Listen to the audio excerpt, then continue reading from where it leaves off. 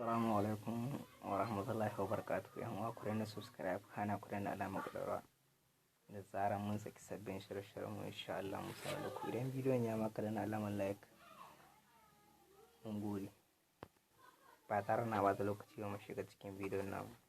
Yau bidiyon mu zai darasi ne akan yadda zaka ebe ko zaka yi rastore karamar salula idan kaga tana baka matsala ko tana yi ma wani abu na kamar haka. To ba tare na tsarkar surutu ba mu shiga cikin bidiyon nan. Da farko dai ga sallaka ka dubo kamar haka. Alaka kunna za ka iya mutu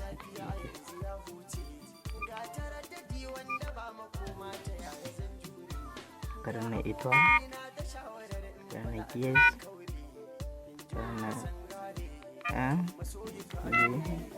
draw right sank karena yes atau bermau nazar musik karena wi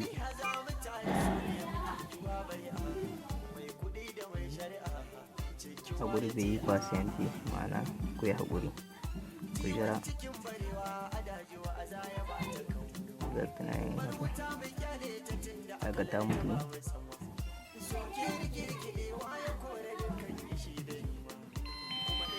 za ta tashi kuma haka soyi sauran mutane kiri-kiri za ka zaɓa harshen da kake so bayan sa faransanci da karnar yasu to shi kenan salularka ta yi rastore shi da kan ta baka matsala. Idan bidiyon nan ya maka na alamar like